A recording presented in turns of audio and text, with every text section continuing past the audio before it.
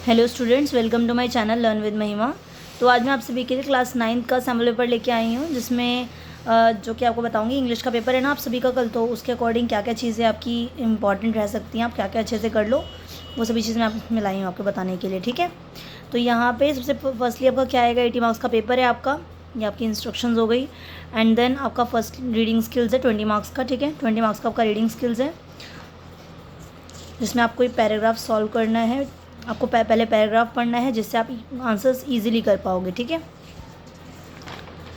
Paragraph पढ़ने के बाद आपको यहाँ क्वेश्चंस देखने को मिल रहे हैं, कुछ टिक द करेक्ट क्वेश्चंस हैं, फिर देखो कुछ अपने आंसर लिखने वाले हैं।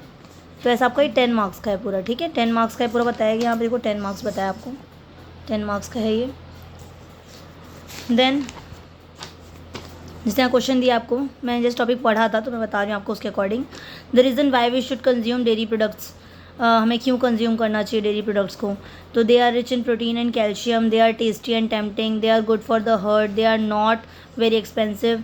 तो क्या हो जाएगा, they are rich in protein and calcium, ये हो सकता है। ठीक है, तो आप पढ़ोगे तो आपको समझ में आएगा क्या बोला गया है। एक बार मैं आपको पैराग्राफ अच्छे से दिखा देती हूँ, आप इसको अच्छे से रीड आउट करना एंड देन इसके आंसर्स फाइंड करने की कोशिश करना। क्लियर?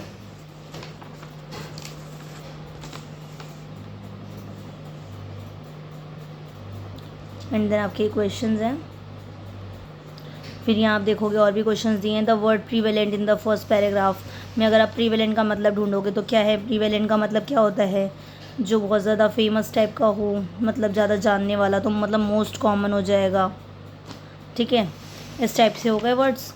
फिर आप और देखोगे, यहाँ पे देखो और क्वेश्चंस दिए हुए हैं, आप पढ़ के सब समझ जाओगे क्या क्या आपको कैसे फाइंड करना है। ठीक है, नेक्स्ट सेकेंड एक और पैसेज दे रखा है, रीड द फॉलोइंग पैसेज, उसके बाद उसके बेस पे आपको क्वेश्चन करना है। ठीक है, तो यहाँ पे स्कूल का नाम और क्या नाम है उनके, students eating junk food daily, कितने बच्चे क्या खाते हैं जंक फूड में। Student doing 30 minute exercise daily, कितने स्टूडेंट्स हैं। स्टूडेंट ड्रिंकिंग सोडा डेली, ऐसे करके। ठीक है, डाटा दे रखा है यहाँ पे, उस डाटा के बेस पे आपको क्वेश्चन करना है। ठीक है, फिर यहाँ देखो इसमें ऐसे ही दे रखा है पूरा, रिवर बैंक 3 है, sunrise, oakwood and river bank.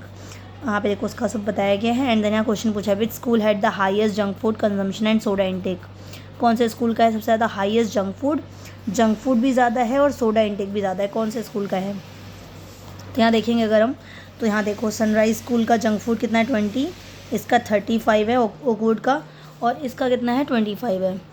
ठीक है, अगर हम इनका सोडा इनटेक देखते हैं तो कितना है, इसका 30 है, इसका 40 है एंड इसका 25 है। तो अगर हम देखें तो इसका 35, यहाँ पे ये भी ज़्यादा है और यहाँ पे ये भी ज़्यादा है, इसका मतलब इसका आंसर क्या हो जाएगा आपका फर्स्ट का ओकवुड हो जाएगा, है ना। तो इस तरह से अगर आप पढ़ेंगे तो आपको समझ में आएगा कि कहाँ से क्या आंसर्स ढूंढने हैं। नेक्स्ट क्वेश्चन है, which school had the highest number of student doing exercise, कितने बच्चे, मतलब कौन से, किसकी हाईएस्ट रैंक है एक्सरसाइज में देखी जाए तो डेली एक्सरसाइज में देखते हैं तो देखो एक्सरसाइज में 40, 25 एंड 35, तो कौन सा हो गया, सनराइज़ हो जाएगा, ज़्यादा है सनराइज़ का। ठीक है, इस तरह से आपको आंसर्स फाइंड करने हैं। देखो नेक्स्ट क्वेश्चन एक और दिया, experts noted that high consumption of junk food and sugary drink could led to.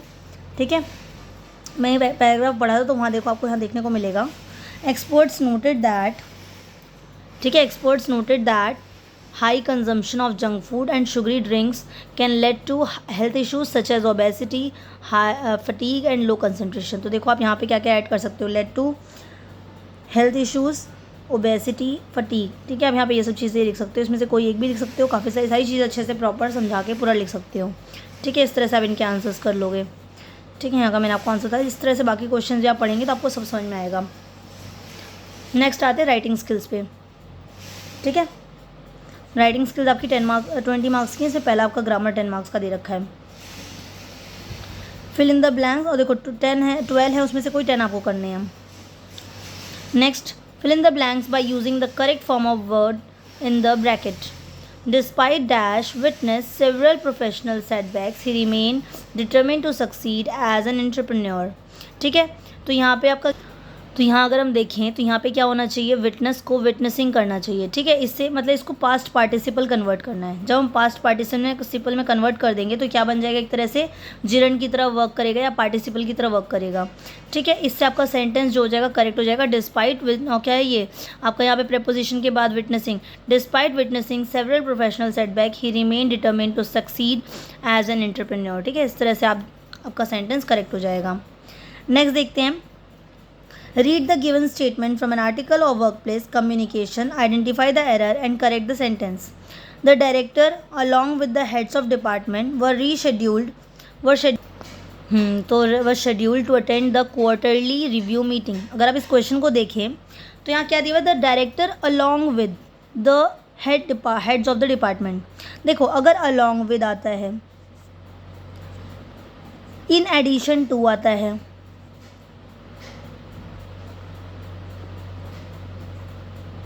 As well as आता है, ऐसी कंडीशन में जो आपका फर्स्ट सब्जेक्ट होता है उसी के अकॉर्डिंग चलता है.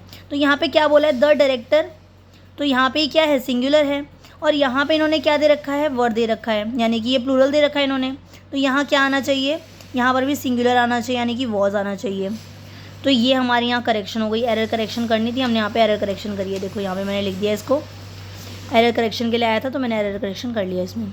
ठीक है, इस तरह से आपको बताना है क्वेश्चन क्या कह रहा है, आपको ये समझने की ज़रूरत है बहुत अच्छे से. नेक्स्ट देखेंगे, read the following conversation between Riya and her friend, report Riya's question in reported speech. क्या है रिया का question, where did you buy this beautiful jacket from. आपने ये जैकेट कहाँ से बाय किया, खरीदा है. ठीक है, ये रिया का क्वेश्चन है. अब इसको हमें क्या करना है, रिपोर्टेड स्पीच में कन्वर्ट करना है. तो हम इसका क्या बन सकता है, मैं यहाँ पे इसका आंसर लिख देती हूँ. अब रिया ने क्वेश्चन पूछा है, यानी कि रिया आस्क्ड हो जाएगा, Riya asked her friend where, you change हो जाएगा कैसे, अपनी फ्रेंड से बोल रहे हैं यानी कि शी हो जाएगा. You change according to the second person, first person के हिसाब से है ना. तो क्या हो जाएगा, she where she had bought that beautiful, this का दैट हो गया, जैकेट फ्रॉम. इस तरह से आप इस सेंटेंस को कंप्लीट करोगे. ठीक है, ये आपने इसको चेंज कर लिया. ठीक है, यहाँ पे रिया का क्वेश्चन ही बोला गया था तो रिया के क्वेश्चन को हमने चेंज कर लिया. हमारा ये वाला पार्ट हो गया सॉल्व. ठीक है, नेक्स्ट क्वेश्चन हम देखते हैं. सो नेक्स्ट क्वेश्चन है फोर्थ वाला, choose the correct option. Correct option बताना है आपको. Karan said my sister must submit this form before Friday. तो क्या हो सकता है इसका, Karan said that my sister change होकर क्या बन जाएगा, माई किसके चेंज होगा, तो उसकी सिस्टर, करण की सिस्टर यानी कि his sister must submit that form, miss submit had to must, हाँ तो क्या हो जाएगा, the Karan said that his sister had to submit that form before Friday. ठीक है, दैट फॉर्म हो जाएगा, हैड टू सबमिट हो जाएगा, सबमिट कर रही, तो इसका आंसर हो जाएगा आपका C part, Karan said that his sister had to submit that form before Friday. Clear, ये इसका आंसर हो जाएगा. नेक्स्ट देखते हैं, identify the error and supply the correction. तो यहाँ देखो, the pile of books were lying in the corner of the room. Pile यानी कि ढेर, बुक्स का ढेर लगा हुआ है. ठीक है, इन the corner of the room, तो बुक्स का ढेर है, मतलब हम पाइल को ना सिंगुलर की तरह वर्क करते हैं. पाइल जो है एज अ सिंगुलर रहेगा, तो सिंगुलर रहेगा तो वर्ब भी सिंगुलर आनी चाहिए. और यहाँ पे इन्होंने क्या लगा रखी है, प्लूरल, यानी कि वर्ब का क्या हो जाएगा, वॉज. तो एरर है हमारा है वर, और यहाँ चेंज हो जाएगा ये वॉज में. आया समझ, यहाँ पे चीज़ चेंज करेंगे. नेक्स्ट पे आते हैं, I saw both short listed candidates this morning, which one got selected, neither of them dash being considered further by the panel. दो मतलब उनमें से कोई नहीं, तो क्या आ जाएगा यहाँ पे, इज़ आना चाहिए, आर तो आना नहीं चाहिए. कोई दो में से मतलब कोई भी नहीं. ठीक है, तो यहाँ पे क्या आएगा आपका is. Neither of them is being considered further by the panel. और अगर नीदर और नॉर का क्वेश्चन हो तो नीदर के साथ नॉर यूज़ होता है, ईदर के साथ और. ठीक है, नीदर के साथ नॉर अगर कंजंक्शन की बात होगी तो, और ईदर के साथ और. बाकी यहाँ पे हमारा नीदर और नॉर नहीं पूछा था, यहाँ पे हमारा इज़ और एम आर के वे में पूछा गया था. ठीक है, next question, the principal along with the panel of senior teachers dash reviewing the proposals for the inter school debate competition. देखो यहाँ पे सेम चीज़ें फिर से आपको मिली, the principal along with the panel of senior teacher, along with आ गया, फिर से मैंने आपको बताया अभी, along with, addition to, as well as, ऐसे वर्ड्स के साथ अगर कोई वर्ड करेक्ट है तो फर्स्ट वाले के हिसाब से ही उसका सिंगुलर या प्लूरल डिसाइड होगा, उसी के हिसाब से हम उसका वर्ब चेंज करेंगे। तो प्रिंसिपल है तो यहाँ पे क्या होना चाहिए, वॉज होना चाहिए, ठीक है। यहाँ पे मतलब स्कूल में कंपटीशन होने वाला है तो उससे पहले उसको रिव्यू किया जा रहा है, यानी कि पास्ट की बात हो रही है तो वॉज आएगा आपका यहाँ पे, क्योंकि ये प्रिंसिपल आपका सिंगुलर है तो प्रिंसिपल के अकॉर्डिंग वॉज बन जाएगा। समझ आया आपको यहाँ तक? नेक्स्ट पे आते हैं। One of the most popular singer in the industry released a new album last month, ठीक है। तो यहाँ देखो, यहाँ पे भी आप देखोगे one of the most popular singer, मतलब वन को ले लिया इन्होंने, क्या सिंगुलर लिया, फिर से सिंगुलर की तरफ वर्क करेगा तो सिंगुलर के साथ, और यहाँ देखो रिलीज, देखो रिलीज क्या है, वर्ब की थर्ड फॉर्म है, वर्ब की थर्ड फॉर्म दे रखी है, तो वर्ब की थर्ड फॉर्म से पहले क्या आएगा, हैज़, हैव आएगा, और सिंगुलर है तो क्या आएगा, has. The one of the most popular singers in the industry has release a new album last month. Clear? इस तरह से क्वेश्चन आपके एग्जाम में आएंगे और आपको समझना रहेगा कि क्या बोला जा रहा है आपके क्वेश्चन में। अब देखो नेक्स्ट क्वेश्चन है आपका, report the dialogue between a receptionist and a guest by completing the sentence. Sentence complete करना है आपका, 1 मार्क का ही भी है। Receptionist, you need to show a valid ID while checking in. अंदर जाने से पहले आपको क्या करना पड़ेगा, चेक इन करने से पहले आपको वैलिड आईडी शो करनी पड़ेगी। Guest, what if I forget to bring one, अगर मैं लाना भूल गया हूँ तो। Receptionist, then you will not be allowed to stay, तो आप यहाँ रुक नहीं सकते। अब ध्यान, ये क्वेश्चन आपका पूरा मतलब इसको कंप्लीट किया इन्होंने, आपको लास्ट में कुछ ऐड करने को दिया। Receptionist inform the guest that he needed to show a valid ID while checking in, ठीक है। When the guest asked that what would happen otherwise, the receptionist replied that, तो रिसेप्शनिस्ट ने क्या रिप्लाई किया, ये रिप्लाई किया था, then he would, that he would, will का चेंज होगा वुड में, not be allowed to stay. इस तरह से करके हम इस क्वेश्चन को कंप्लीट करेंगे। आई थिंक आपको क्लियर हुआ होगा किस तरह से आपको करना है ये सब चीज़ों को, ठीक है। सो नेक्स्ट है, fill in the blank by choosing the correct option to complete the appreciation message from a mentor to her student, ठीक है। इसका क्वेश्चन आपको दे रखा है, your presentation was outstanding, I deeply dash your attention to detail and clarity of the thought. तो यहाँ पे देखो आपको क्या है, एडमायर, एडमायर्ड, एडमायर्स, एडमायरिंग, ठीक है। तो यहाँ पे क्या बात की गई है, वॉज आउटस्टैंडिंग, ठीक है। तो यहाँ पे आपका क्या आना चाहिए, आई डीपली एडमायर, एडमायर आना चाहिए, I deeply admire your attention to detail and clarity. तो यहाँ आपका आएगा क्या, एडमायर आएगा, ठीक है। नेक्स्ट है, you overhear a conversation at the airport and realise the speaker has identified someone incorrectly, complete the sentence. You must be mistaken, you dash have seen doctor Mehta at the boarding gate, he left for London last night. तो यहाँ पर क्या आना चाहिए, you must be mistaken, you can't have seen doctor Mehta, आपने boarding gate पे नहीं देखा मेहता को, डॉक्टर मेहता को, तो यहाँ पे आपका कांट आएगा, you can't have seen doctor Mehta, he left for London last night, ठीक है। नेक्स्ट है, report the mom's conversation in indirect speech. Mom की कन्वर्सेशन को इनडायरेक्ट स्पीच में कन्वर्ट करना है, तो मॉम की कन्वर्सेशन क्या, did you find the watch, ठीक है। तो यहाँ क्या हो जाएगा, मॉम आस्क्ड टॉम, टॉम से बोला है, टॉम है यहाँ नीचे। इफ़, जब हम क्वेश्चन पूछते हैं तो वहाँ पे इफ़, वेदर ऐसे वर्ड्स का यूज़ करते हैं। If he had found the watch, clear. इस तरह से हम इस सेंटेंस को कंप्लीट करेंगे। आई थिंक यहाँ तक आपको सब कुछ अच्छे से क्लियर हुआ होगा, ठीक है। नेक्स्ट आते हैं, राइटिंग सेक्शन आता है आपका 10 मार्क्स का, ठीक है। इसमें आपको क्या करना है, पैराग्राफ वाली चीज़ें जो हैं, describe your school principal in 120 words, you may take help of the cues, ठीक है। आपको प्रिंसिपल को अपने 120 वर्ड्स में बताना है, उनके बारे में, उनकी चीज़ों को एक्सप्लेन करना है, ठीक है।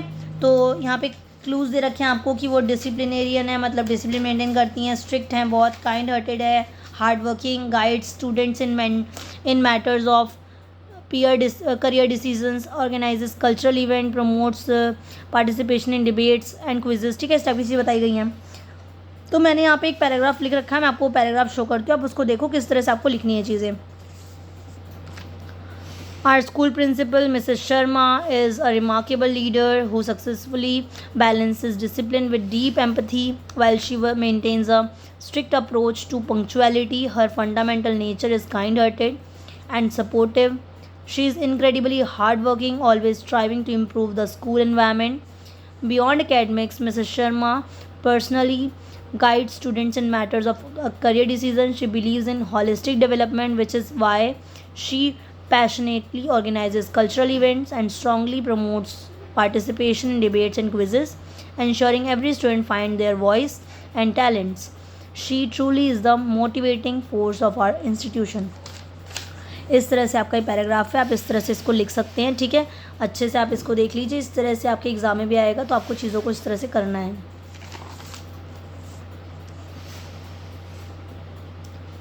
ओके, सो नेक्स्ट टॉपिक आपका दे रखा है क्या, राइट अ डिस्क्रिप्टिव पैराग्राफ। ऐसे आपको डिस्क्रिप्टिव पैराग्राफ एक और लिखना है। यहाँ पे आपको ये स्कूल प्रिंसिपल का था, यहाँ पे है अ क्रिकेट मैच यू विटनेस्ड। एक क्रिकेट मैच आपने देखा, वहाँ पे कुछ क्यूज़ दे रखे हैं, तो आपको उसको एक्सप्लेन करना है। Atmosphere and excitement, description of the crowd, venue and teams playing, toss and beginning of the match, key moments, 6 brilliant catch, tense over, ये सारी चीज़ आपको यहाँ समझानी है, ठीक है।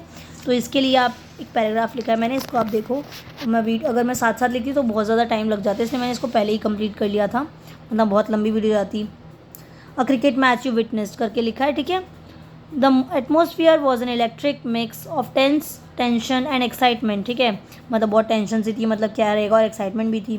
The final match was down to last over with our team needing 6 runs to win. The crowd's roar had reached a fever pitch sounding like a single massive wave as the bowler marked his run up. The first 2 balls were dots, followed by a brilliant catch in the deep, sending the tension soaring. With 2 balls left, the batsman swung hard, sending the ball soaring over mid-wicket for a magnificent 6. The stadium erupted, caps flew, drums pulsed, and people hugged strangers. A pure torrent of emotions and triumph. It was a dizzying final result at an unforgettable overall experience of victory snatched from the jaws of defeat. ठीक है, इस तरह से आप इसको complete कर सकते हैं। तो इस तरह से आपको अपना पैराग्राफ लिखना है, जिसमें आप सारी बातें जो हैं यहाँ से कनेक्ट भी हो जाएं और आपका पैराग्राफ काफ़ी अच्छा भी लगे, ठीक है। नेक्स्ट है आपका begin your story. Story writing लिखनी है आपको, ठीक है, स्टोरी राइटिंग करनी है। 2 स्टोरीज़ है, उसमें से आपको कोई एक करनी है। तो मैंने भी एक ही स्टोरी ली है, जिससे कि आपको स्टोरी का आइडिया हो जाए। बाकी मैंने स्टोरी के लिए भी एक वीडियो बना रखी है, आपसे वहाँ से आप स्टोरीज़ देख सकते हो कि स्टोरी राइटिंग किस तरह से करनी है। बाकी यही पता है आपको, स्टोरी लिखने के लिए आपको उसको पास्ट फॉर्म में लिखो उसको, ठीक है। तो यहाँ पे एक स्टोरी दी गई है, क्या स्टोरी हमने ये वाली ली है कि जो स्टार्टिंग वाली। It was almost midnight when I heard a knock at the door पे नॉक सुना उसने। At first I thought it must be a wind, but then the knock came again louder this time. तो मतलब ऐसे करके story इन्होंने add की है। तो क्या बनाया है, एंड द अनइनवाइटेड गेस्ट, वहाँ पे एक अनइनवाइटेड गेस्ट है, इस टाइप से हमने करके स्टोरी को बनाया है। It was almost midnight when I heard a knock at the door. At first I thought it might be the wind, but then the knock came again, ठीक है, मतलब लाउडर दिस टाइम, मतलब रात का time था, उन्होंने एक आवाज़ सुनी डोर पे, लेकिन उस टाइम उन्हें लगा कि शायद हवा है, लेकिन बाद में फिर से आवाज़ है और इस बार बहुत ज़्यादा ज़ोर से थी। Metallic and insistent, my heart pounded against my ribs as I peered through the peephole. A tall, silhouetted figure stood outside, his face obscured by the porch shadows. I cautiously unlatched the door, leaving the security chain fastened. Who is it?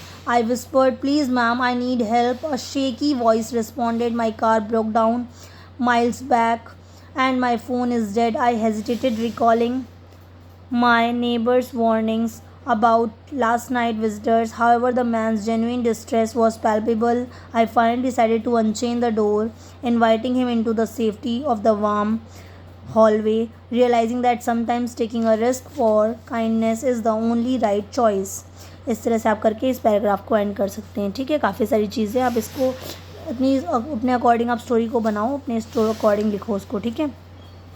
ऐसी एक और story भी दे रखी है, एक long train journey, missing wallet, strangers, unexpected help, suspense, was he trustworthy, a shocking revelation, and lesson learn, जो भी उन्होंने सीखा, ये सारी चीज़ें बताई गई है। फिर आपका 40 मार्क्स का आपका लिटरेचर पार्ट है, क्वेश्चन आंसर वगैरह के बेस पे। तो ये तो आपको क्वेश्चन आंसर्स पढ़ के खुद समझ में आ जाएगा, क्योंकि आपकी बुक के चैप्टर्स का है। फिर मैंने आंसर्स मार्क कर दिए हैं इसमें, बट ये आप खुद पढ़ के काफ़ी अच्छे से समझ सकते हो, ठीक है। पैराग्राफ दे रखा है, इसके बेस पे क्वेश्चंस दिए हुए हैं, आंसर्स मैंने फिल कर दिए, आप इसको देख लीजिएगा अच्छे से।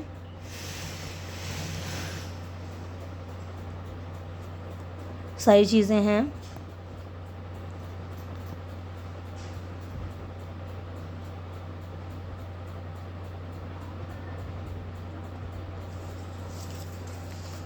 फिर यहाँ आपका दूसरा, मैंने यहाँ पे देखो सिनोनिम एंटोनिम के लिए मैंने आंसर्स यहाँ लिख दिए हैं। ये आपका रिनोन्ड का है और ये आपका फ्राइटनिंग का है ऊपर, ठीक है। फिर यहाँ सेकेंड पैराग्राफ है द टू स्ट्रेंजर्स करके। फिर इसके आंसर्स आपको थोड़ी लॉन्ग में लिखने हैं, आप किसके आंसर्स लिख लेंगे अच्छे से। देन आपके क्वेश्चन आंसर्स आते हैं 12 मार्क्स के। पहले इनमें से आपको कोई 4 करने हैं 40-50 वर्ड्स के। देन आपको इनमें से कोई 2 करने हैं, ठीक है, हाँ 2 करने हैं 3 में से, 3 मार्क्स के। नेक्स्ट पे बात करते हैं, ये आपके लॉन्ग क्वेश्चन है 6 मार्क्स का, इनमें से कोई एक एंड देन इसमें से भी कोई एक, ठीक है। तो यहाँ ऐसे करके आपका पूरा चैप्टर कंप्लीट होता है, पूरा वीडियो कंप्लीट होता है। अच्छे से आप अपनी प्रिपरेशन करो, अच्छे से एग्ज़ाम दो और पैराग्राफ वगैरह को काफ़ी अच्छे से कर लेना। और ग्रामर पार्ट, राइटिंग पार्ट काफ़ी अच्छे से आप कर सकते हो, ईजिली कर सकते हो। थोड़ा बहुत क्वेश्चन आंसर्स के लिए आपको चैप्टर्स की समरी अच्छे से पता होनी चाहिए कि क्या क्या स्टोरी में हुआ है। और बाकी अगर कोई अदर यूज़फुल वीडियो आपको चाहिए हो तो आप बताइए, और बाकी मेरे चैनल से कनेक्ट रहिए आगे की वीडियोज़ के लिए। And thank you very much. Like, share and subscribe my channel.